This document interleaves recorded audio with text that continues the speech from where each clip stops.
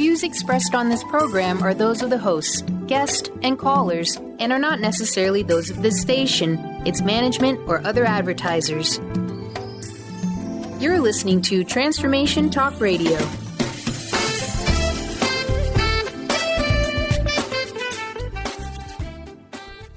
Are you ready to get fired up about Power Up Radio with Dr. Pat?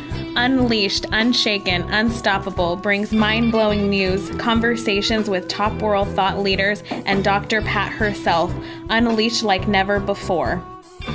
Mega talk covering the most leading edge and headlines-worthy topics from pop culture to presidents, sex to spirituality, surviving to thriving, Hollywood to Bollywood, and music to miracles, addiction to action, and rhetoric to rockin' it. It's not about mistakes and all about the guts to not just step out of your comfort zone, but annihilate it. Think authentic and spontaneous. Think fun and forefront. Think no matter what, don't just make a difference, be the difference. Now here's Dr. Pat.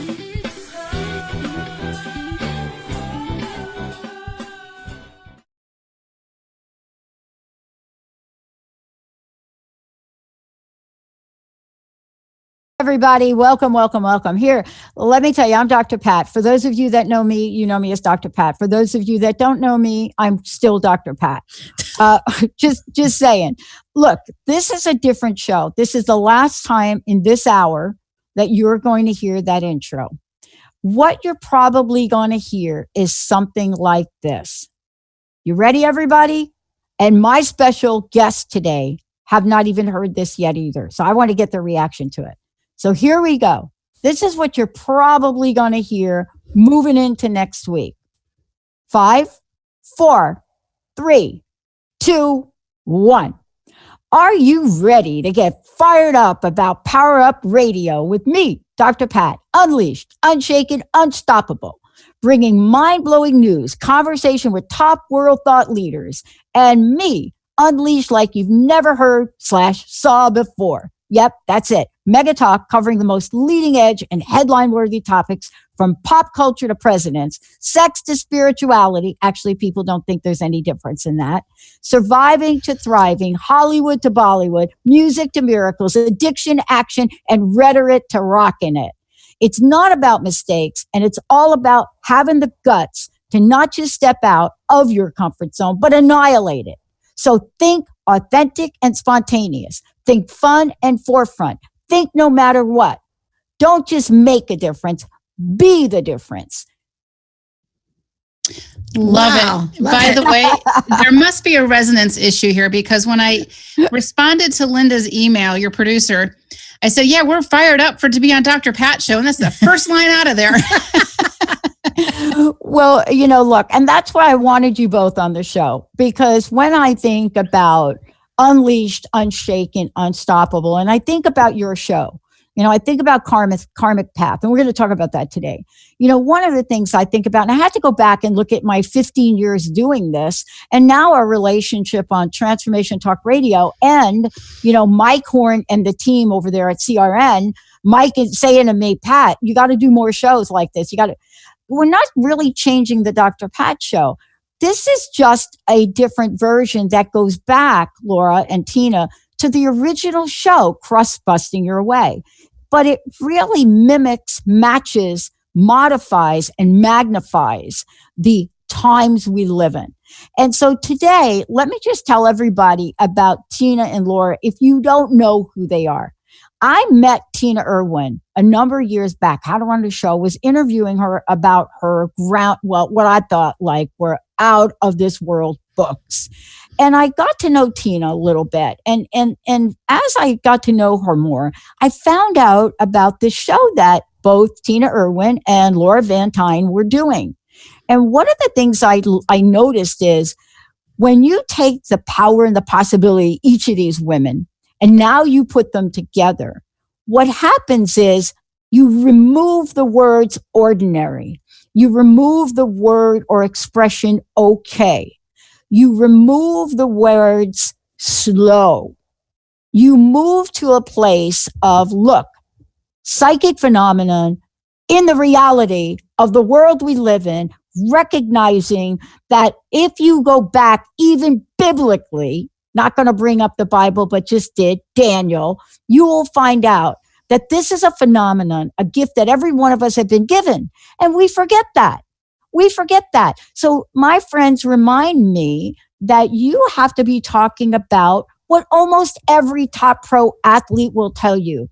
That shot I took, that ball I caught, I just took away. I knew to go there, but I knew to go there. So today, we're going to take everybody on a journey so that you can get up close and personal with two of the most amazing people, the host of a crazy great show, and what they are setting the stage for.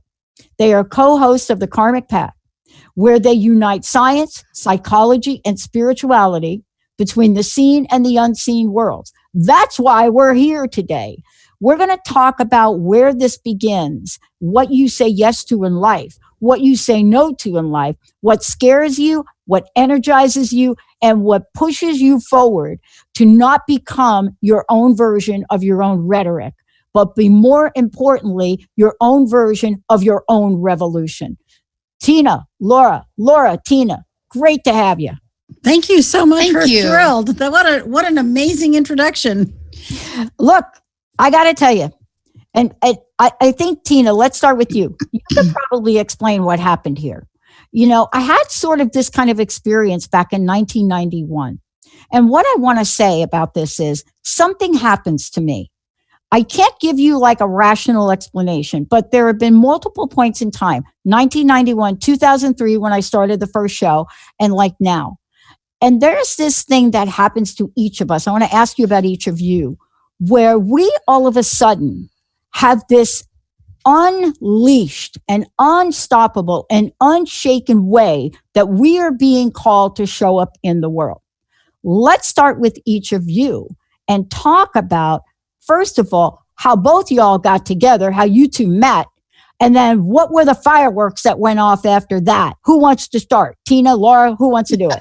I think we should start with Laura because her story of how we met really epitomizes exactly what you're saying, because how we met took us out of a comfort zone and propelled us into today's reality and today's future. The future is right this minute. So Laura, I'm going to turn this over to you. This is a classic, thank you. A classic example of karma not wasting energy. Oh, I love that. Right? Where did we hear that before? Where did we hear that? Karma never wastes energy.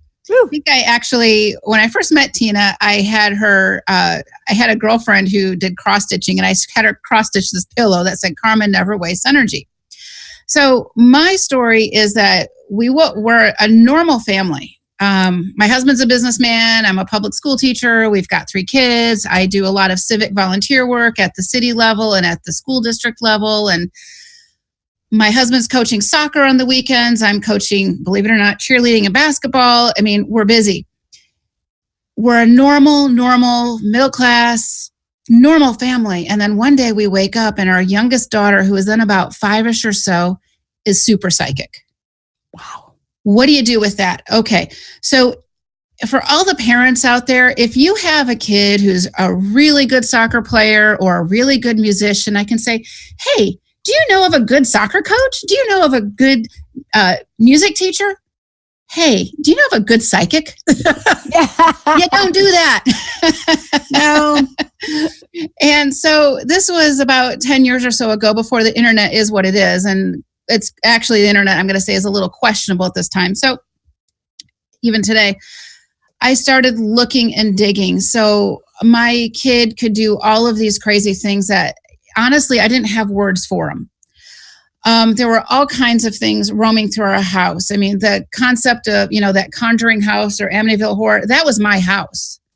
It was crazy. So you were seeing ghosts. No, she was seeing. My daughter is seeing ghosts. She's but seeing other things too. Other beings and other intelligences that were not for our greater good. At the same time, my dad had died, and he decided to live with us as a ghost. And I didn't know what that fully meant at the time, other than through my then 6-year-old daughter, now she's 6, he's telling my daughter to tell me that it's really dangerous here and he's here to protect us. And all I could think of was, good grief, how does a ghost protect us? Right? How do you... You can't make this up. No, I'm not that creative. I'm creative, but not that creative. So how do you deal with this? Now, we also have a ghost child who started living with us as well. Her name was Annabelle, and this is not anything to do with the horror movie Annabelle. This ghost child starts living with us, and she decides that over time, she wants me to be her mom. And she's a dead little 7-year-old girl. We don't know what to do with her. Oh. She died in a car accident. We know that. She looked like she was like from the 1990s based on the nightie she had on. And now she's angry at my daughter because my daughter's living the life she wants. And every time my daughter goes into the shower, my daughter gets stabbed in the back and she comes out screaming and she's got these welt marks on her back. I'm a public school teacher. I know what CPS is all about.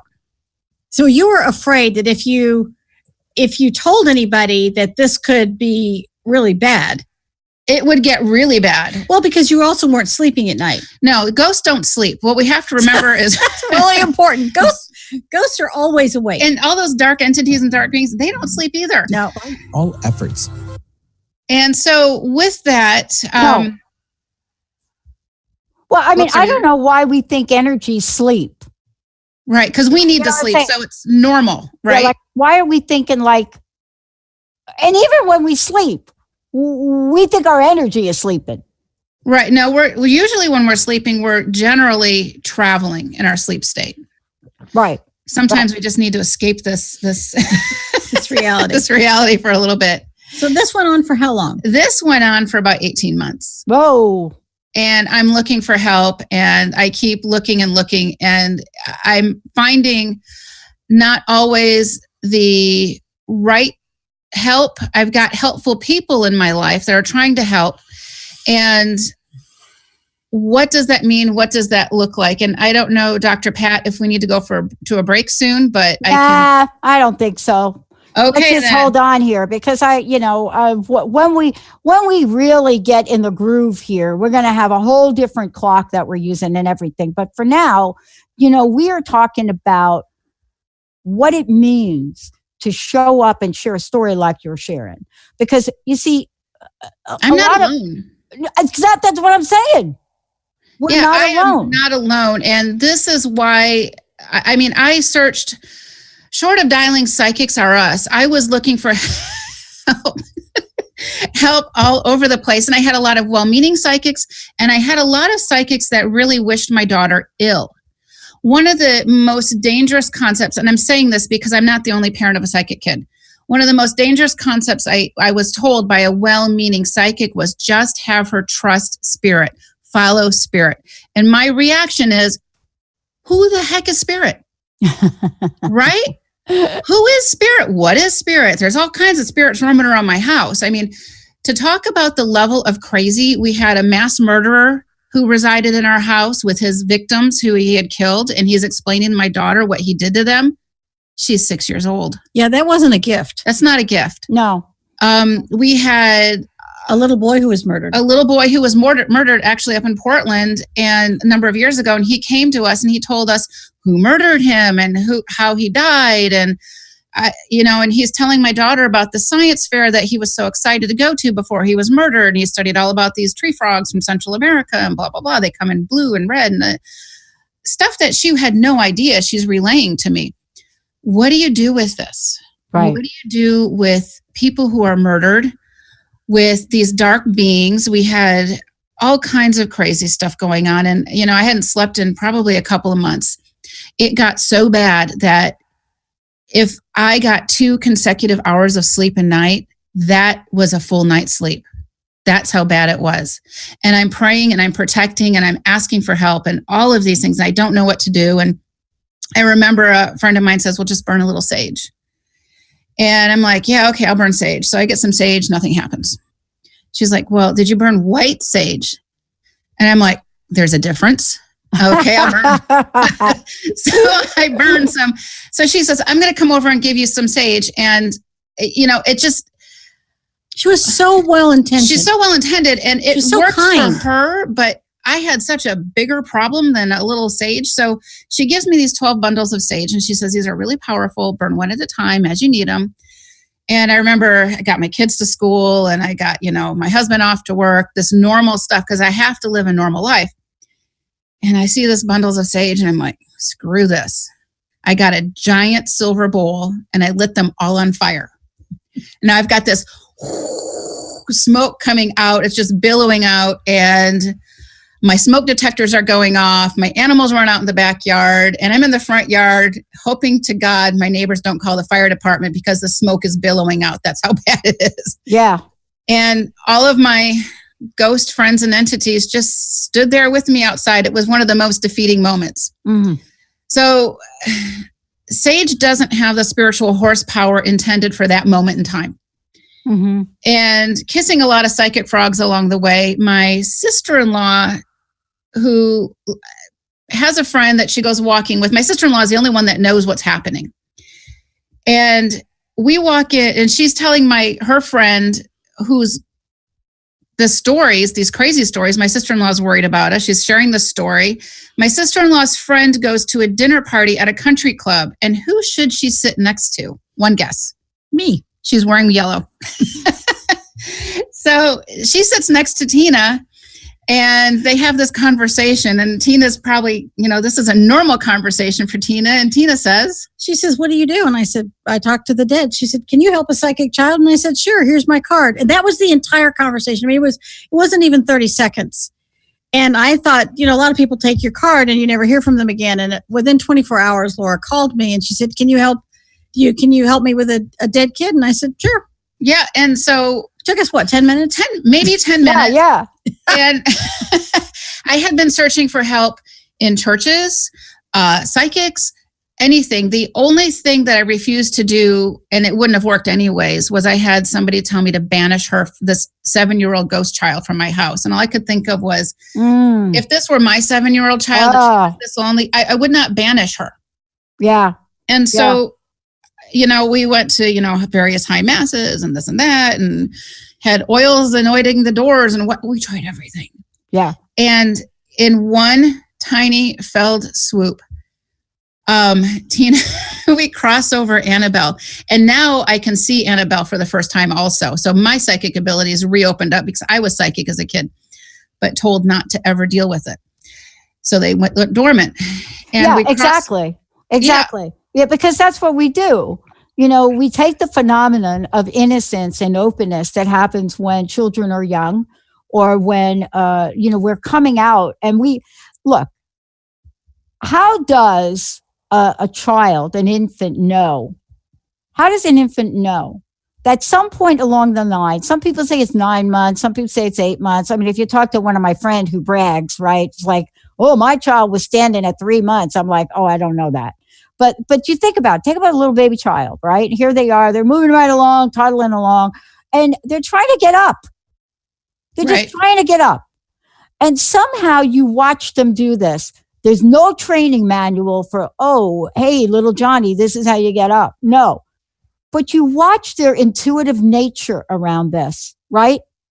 You watch them know how to reach out for your favorite coffee table and try to pull up. You see, all of these things, when we can manifest and see in the physical world, then that's when we have an explanation. But how about all of the invisible here, right, Tina, Laura? Yes.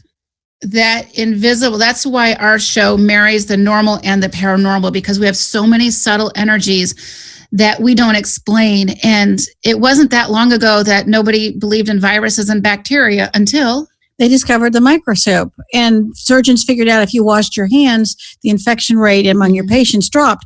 But until the microscope was invented, science has to catch up. That's why it's called metaphysics. It's what's beyond physics at the moment.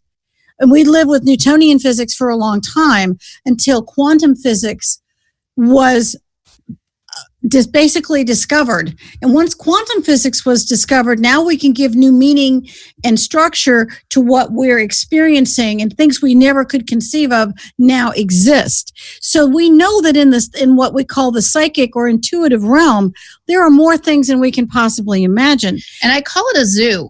that fourth dimension, right, where those ghosts are, when people say I'm talking to spirit, how do you know who or what you're talking to? There are so many beings and entities down there. You have to practice due diligence and discernment to figure out who or what it is you're really communicating with. I think that's really what that's why we teamed up, because I knew that she was going to need a lot more help with this really psychic child than just we crossed over this one child. But what about the others that were coming? And then part of the reason we teamed up was she is every mom. Yeah. She isn't unique. She's the norm of the thousands of mothers and fathers with psychic children, or the families with ghosts. Even if you don't have children, ghosts are everywhere. And when we can get away from that concept that it's unusual, it's the norm. Well, you don't have to go to an abandoned prison to find a ghost. Just go to the alcohol section of a Trader Joe's or a hospital. You'll find them. Yeah. Well, and what we're talking about here is what we're talking about. And for those folks that are just tuning in, you're listening to a new version of the Dr. Pat Show. You're going to be hearing lots more about it. This is Power Up Radio with me, Dr. Pat. This show is really bringing conversations to the forefront that may or may not have been brought there before, and bringing them to you in a way that we can all break this down to say, I am not the odd person out. And this today is one of the most widely talked about phenomenons we have. Movies have been made about this. You talk to your children, you talk to your friends, in your home, you feel a breeze and you think, wow, I think that was my mom. So what we're doing today is say, look, what is it that we do to recognize, honor, and move forward in our lives? And that's why Laura and Tina are here today. I want to ask you this question, Laura. Tina, I want to ask you this question. What is your assessment of other people, just like you described, right, Laura? Mm-hmm. Other people, just like you, just like me with my story, because my story sent me off to Dr. Jacoby, right? That one that I did, where I saw this family sitting in my basement when I was like 8 or 9. Mm-hmm. That sent me off to Dr. Jacoby again. But what would you say are the range of people? How many people experience this and don't know what to do with it? And basically, some people suffer. A lot of people suffer. I would have to say that the number of people who experience a paranormal event is in the 85 to 90% bracket. Yeah. I think not only is it not unusual, it is in fact the norm. And sometimes people deny it, but and I think it's men and women. Oh, and you see this in every realm. For instance, a coach with a basketball team, if he can feel, a men's basketball team, he can feel if the team is off. And that would be the term I got this gut feeling the team is off today, but I can't quite figure out how to turn it around. Or when you're driving a car and you know that guy in front of you is dangerous and erratic, that's a psychic phenomenon. Feel it. You can feel it. And I've had many a conversation on an airplane about this very topic. And I sat next to a neuroscientist earlier, sometime last year, who said, I don't believe in any of that. But I do believe it because I know there's something else. And Einstein talked about that too. And what we're trying to do is really bring this marriage of science and spirituality together. And I think one of the things that makes Laura and I a kind of an unusual team is, when was the last time 2 psychics agreed on something? Yeah. Or that we can bounce things off and we see the same things. When was the last time 2 psychics could see the same things or be able to translate and experience so that other people can understand it? And what we're hearing is, I'm so glad to hear it because I'm not crazy. I know this is real, but I didn't know how to put a name to it, and I didn't know what to do. And what you're trying to do with this Power Up is really give people a sense of, you're not crazy. We're going to tell you how to handle it, and let's move forward and deal with this and bring it out in the open. I mean, we've had advertising executives and stockbrokers. I had a NASA rocket scientist with a very haunted house in Norfolk or Virginia Beach somewhere. Not say, I don't believe in ghosts, but good God, my house is haunted. It's like, dude, you called a psychic. What do you want? Yeah. I don't want to believe it. And I said, well, okay, that's your problem, not mine. What do you want to do? Fix it. Just fix it. Yeah. And, we're going to take a short break and talk about this. But, look, let's talk about a few things that are not mistakes for a moment. Roswell. Who thought that in 2019, a CW television show on Roswell would be like the craze of the network, then move it over to do the season replay over there on Netflix, and everybody cannot watch one episode of this. They got to watch the whole binge thing about it. 2019. So what we're talking about is a pop culture phenomenon that most people thought would go away after that first UFO, the day the Earth stood still. What was that, 1950 or whatever they did those movies back then? They thought, oh, these black and white, people are not going to talk about them. They're not going to talk about these things anymore. And then we go through every decade. You can fact check me on this. Every decade, there's been a new up-level narrative on this phenomenon. Go check. Decade by decade, you will see a new series of something coming out, a book, television, movie. Dare I mention The Twilight Zone and Outer Limits, The X-Files.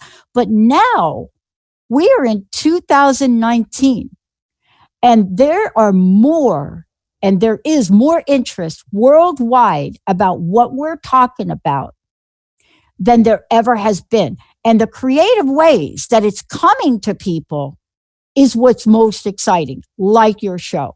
We're going to take a short break. When we come back, we're going to talk about how this amazing tag team now do what they do, why they do it, what their show is about, and what is it in the energy exchange between them that is so effortless and so informative that we're going to talk about what it means for them to be unleashed when we come back. We'll be right back.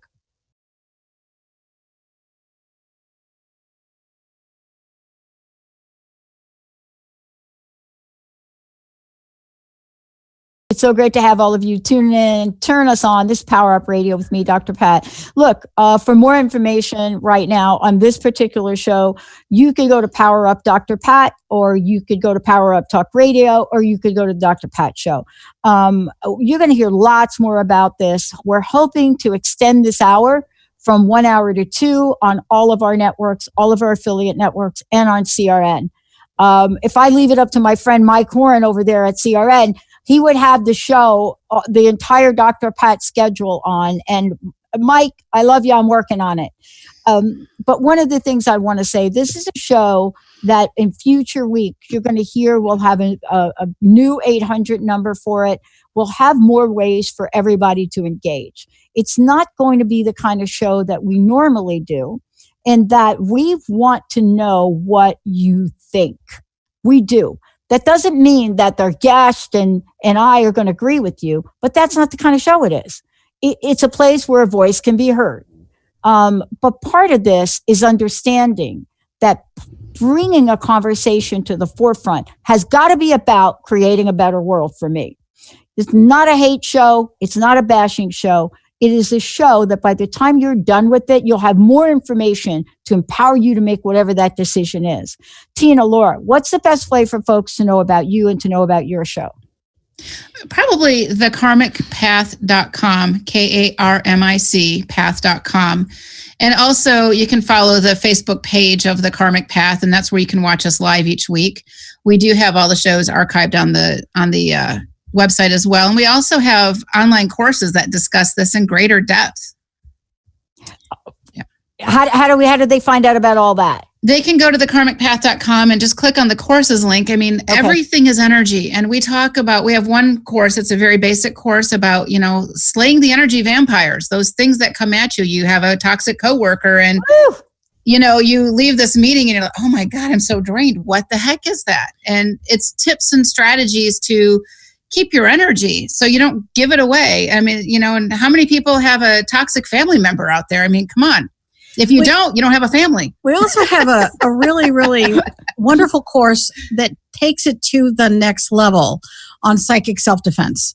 I mean, that really... It's a 5-week. That's basically a 4 or 5 week course. Yeah. And we have a sort of like a public service course on healing the grief of suicide because it offers an extremely different view of what happens to someone who takes their life by suicide. Mm-hmm. And we have more coming. That's my mother. My mother did that. It was a big secret in our family. Right. Until I got the letters that my stepmom gave to me from my mother. But that was a big secret, right? That my mom had attempted suicide, ended up in Bellevue in New York. And then the second time around, since that didn't work, she just we're just going to light the house on fire. And so, but there is a stigma. I mean, think about what you just said, right, Tina?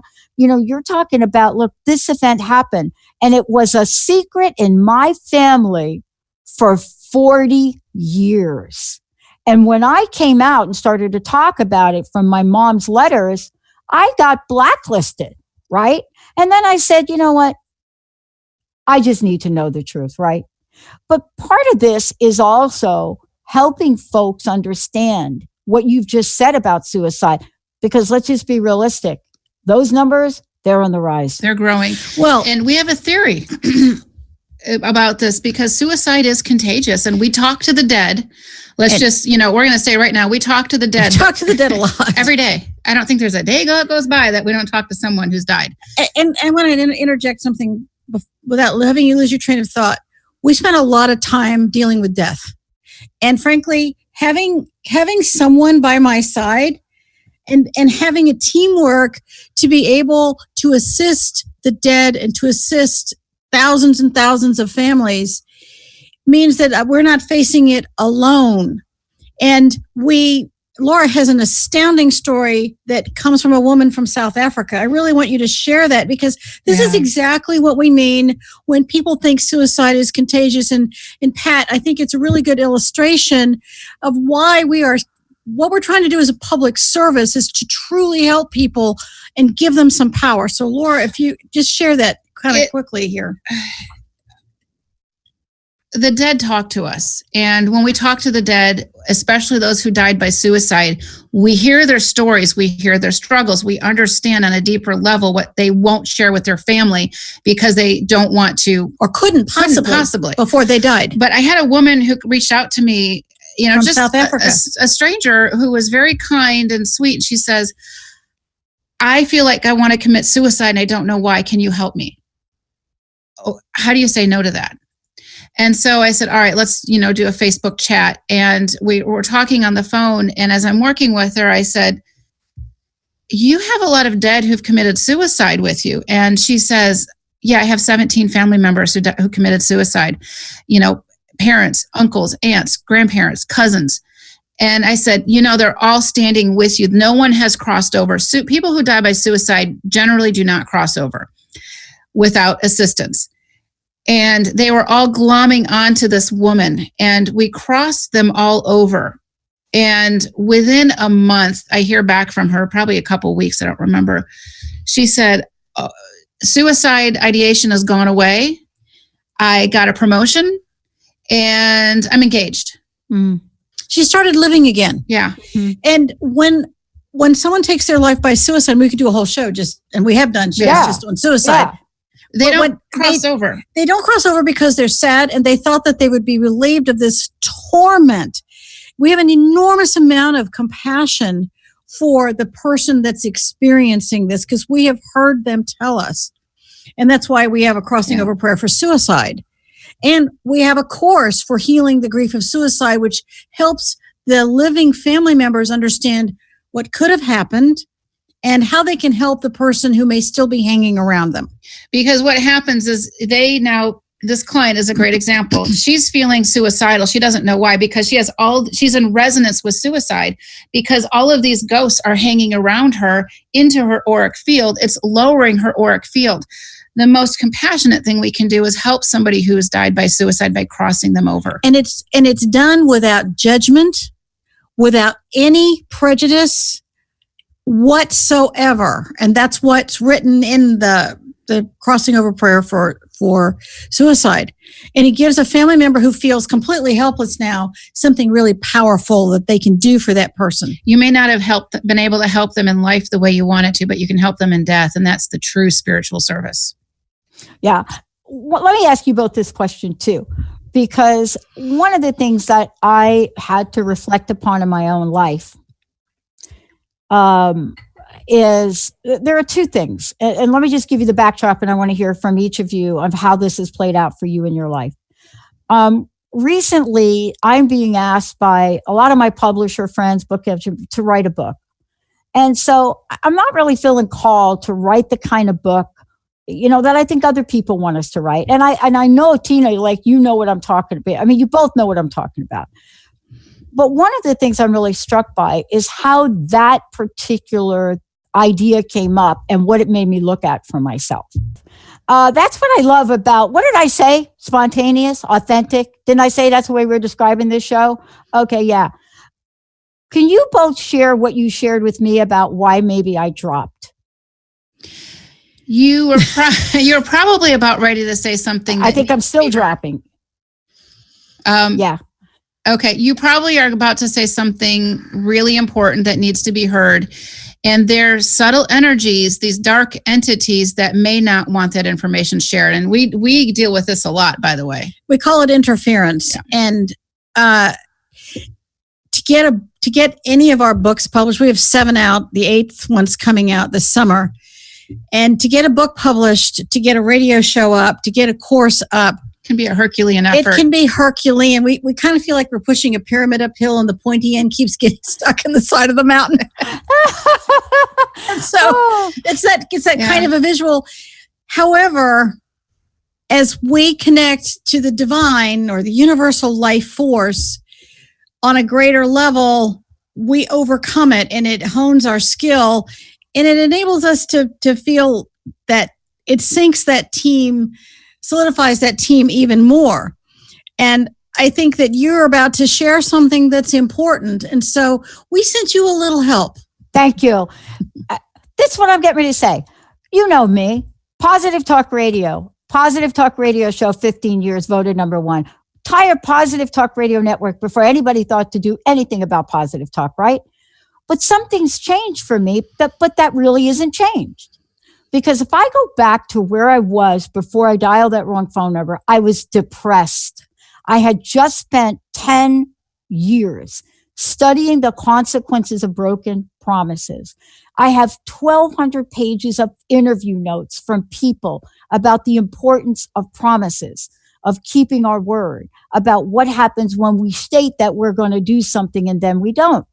So I got this book agent that finds out about my dissertation, which won awards, my postdoctorate that won awards, all of this won awards. I took the big fat black book, I put it on a shelf after I was done with all of my postdoctorate presentation research commitments, and I was done until Jessica one day pulls the book out because she was cleaning off the shelves, and she says, "Oh, you know, Jessica." Yeah. She says, "Oh, I thought you didn't write a book," because it's a big fat book. I'll have to ask Linda to go get it and bring it in here. Big fat book. And she says, "Oh, and like your name is like in gold. It's like gold leaf. Why do you say you didn't write a book?"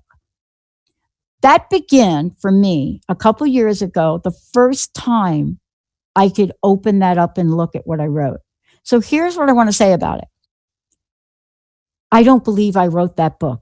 I don't believe I did that work. When I opened it up and I saw this body of work, unlike anything I'd ever done in my life, Herculean, is that what you said? Herculean? Yeah, Herculean. It was like a blur, but I know it's written just like all your books. So here's what I want to say about it. The book they want me to write is a contemporary book based on my research about broken promises, and they want me to talk politics.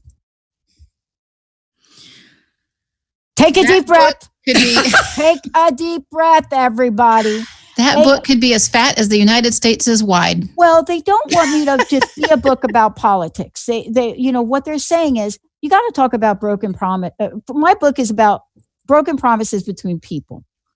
But what they're seeing, and obviously there's something that's going on energetically in the world about us not understanding the consequences of breaking a promise.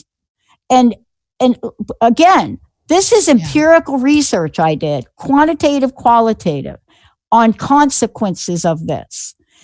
And if we don't understand it, how do we create integrity in our families, in our world, in our groups, in our communities, in our society, and in our government if we don't understand that?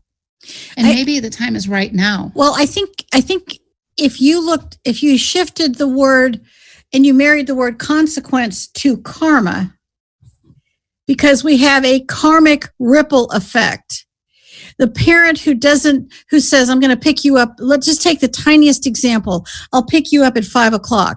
Oh. But every day that parent isn't there. Oh, I'm gonna be at your band concert. I'm gonna be at your soccer game. And every day that parent isn't there. The karmic ripple of that parent's lack of character.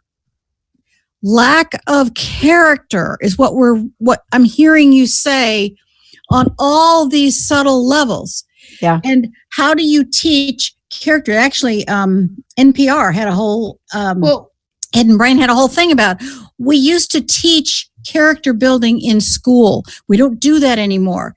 And part of broken promises, and I think if you start at the most basic nuclear level, people will be able to infer what happens on the larger world stage, on a global level. And politics, whether politics can be described in an office, in a family, in a school, anywhere, there are going to be politics. And by the way, when you die, there are politics in the higher realms and the lower realms. Yes, there are. You're never going to escape politics. But when you are a person of integrity, it takes you to a higher place. And maybe that's what your book is highlighting, that element of integrity and the karmic ripple effect of action and reaction. Yeah, I love what you said because, maybe that's the thing for me in researchy language, because thank goodness not everybody has to write a researching language. The other thing was interesting about both of this, I haven't really talked about it. I haven't done research since, but I got an email from a student, University, Carnegie Mellon, I think, and asked me if she could use my questionnaire from the study. And I said, wow, that study was done she said, no, we want to use your questionnaire. And she said something to me. She said, do you have any idea about your research? And I thought that's an interesting question, right? And I'm thinking, okay, what's your name? I'm thinking, and I think I said something like, and your name is what? And so what she said was, you should Google yourself. And she said, by the way, Google your name spelled correctly and then misspelled twice incorrectly. She said, if you Google your name and this body of research, she said, you will find close to, she said something like 200,000 references in the academic world. And then she had some other number. And she asked me, how don't you know that? And I didn't have a really good answer for her, except to say, it was an important body of work because it not only represented my corporate experience, but as a child, my first memory of my first real broken promises was my dad. And it was so powerful to me. And it was so absolutely gut-wrenchingly, and if you heard it, you'd say, that is so really. And it was this. My mom was sick. Now I know she was not really sick. She had attempted suicide and, though my dad couldn't care for me. So I went from relative to relative to relative to relative. And I got to tell you, I wasn't nicknamed Pat the Brat for nothing. So we just need to say, I have a role in this. But here's what I remember. My dad found a Catholic boarding school to put me in at age 6. So newsflash to everybody out there, don't do that. Yeah. But what he said to me was, I loved horseback riding. I made my dad take me horseback riding on the coldest day at Van Cortlandt Park. I loved it. My dad told me that this school had horseback riding. What do you think the truth was of that? Wow. Yeah. That's huge. That's not small. That's huge. Yeah. I don't know. Try to Google Dominican nuns and horseback riding. I do not think you're going to find that. Yeah. I don't Of course think not. Yeah. But you see how that early experience, and this is what you're talking about, karma. I would imagine if we talk about this from your stories, you're getting together, my stories, and many other people listening, they're going to find this energetic thread that we call karma. And in your show, The Karmic Path, you help weave the pieces of this together so that people can make sense of their lives. I mean, I know you have a great show. You've written great books. I know what you're doing is so out of the box that there is no box. But you're doing something that is of super service for people that cannot make sense of what many nuances or non-issues in life that accumulate over time in past lives, right? Today's show is we're going to be doing later on today for the Karmic Path is on. Tell us about that. Don't tease the volcano. And it's about family relationships and dynamics, because we're getting into the season where everybody's got family reunions and weddings and graduations. And when you get all those people together who aren't ordinarily together every day, oh my gosh. And so how do you act and react in a different way? How can you practice detached compassion so you don't, inflate that volcano? Yeah. So, but it's the same thing. And so we talk about the normal and the paranormal. This is a very normal thing, but it affects everybody. There's not anyone out there who has a perfect family. Yeah. Oh, that's 4:00 Pacific time today. On Thursdays. Yes. Correct.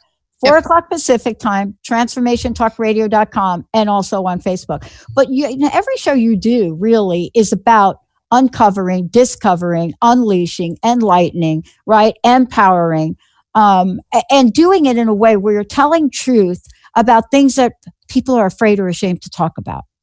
Yeah. Afraid or ashamed to talk about.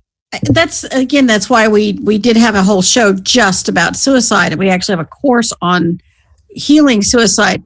But we're also talking about things that are really awkward for people. And that's part of it, because when something awkward or bad happens to someone, a promise betrayed, a love hurt, it creates this, you're putting a boulder in a pond, and that shock wave, that karmic ripple keeps going. You can't unring the bell. That peal is going to keep going through the universe. I mean, and what happened to you from your father is echoing forward to today. Yeah. And he would never have imagined that even today, this is something that's still huge for you. Yeah. And rightly so. Absolutely. Yeah. But you see where it goes, though. You see how we can take something like that, which I know you're going to talk about, and look at how we can create a positive pathway in the life we live in, right? Because of that experience, you wrote a book. Yeah. You did a dissertation on it, literally. Yeah. Which is now going to ripple out. You took a negative and made it a positive. Not wasting energy. Carmen didn't waste energy because you took a negative and you highlighted it and you're sending it out there, and other people are recognizing it. And it's a reminder, even if you decide to publish it under your name and really put your name in highlighted gold, that people need to remember that their character and the memory of their character or lack of it is what really lives on in people's memories. And how many people will hear this piece of the show and maybe not do that to their children? Yeah. That's the value. Yeah. Wow, this happened to Dr. Pat all those years ago. I don't want to do that to my kid. Yeah. Think about the power of that. Yeah. And let's put it out there for everybody. Let's put out the Promises Challenge. And what that means is when you are getting ready to open your mouth and you're getting ready to do that little thing that you're pretty sure is not going to turn out that way, just hit your energetic pause button, right? Isn't that what we could do, if nothing else? Yeah. Yes. We talk about, and when we talk about karma, action and reaction, if you take a deep breath and stop and collect your thoughts for a half a second, you're going to have a better reaction that echoes out. It's very, very subtle, quick, and easy. Wow. Well, first, let me thank you both. Let's do a couple things. One, again, tell folks how they can find out more about you. And also remind everybody of what your show is going to be about today and how they're going to be able to tune in. Tina? Anyone can contact us with a question or comment, questions at thekarmicpath.com. And we have a website, thekarmicpath.com. And we have some wonderful courses that we're encouraging people to take and tell us how they feel. Our show this afternoon at 4 p.m. on Pacific Standard Time is called Don't Tease the Volcano. It's about family dynamics and how to maintain your own sense of personal integrity in the face of family members who can be toxic, who can be cruel, and who are absolutely insensitive to the things that they're saying. Whether it's at a graduation, a wedding, it can be a funeral, it can be a birthday party. And we're hoping you'll tune in and join us and let us know what you think. We love to hear from our listeners. And Pat, we really want to thank you so much for having us on the show today. We're thrilled and excited to be on this kind of an inaugural show. Yeah. Yes, very much. Thank you. I got to tell you, thank you both. And for those of you that are just tuning in, we have an entire format planned where you all are going to get involved. We're going to get everybody involved in telling us what are some of those things that you want to hear, that you want to get more powered up and fired up about. So I want to thank Tina. I want to thank Laura. I want to thank our producers, Kat running the show, everybody behind the scenes, Mike Horn, the team at CRN, the producers here at Transformation Talk Radio, and mostly all of you, because none of us actually would be here doing what we're doing without your energetic invitation. And that's what I heard you say. You want more from me, and I'm going to give it. Thank you all for tuning us in. We'll see you next time.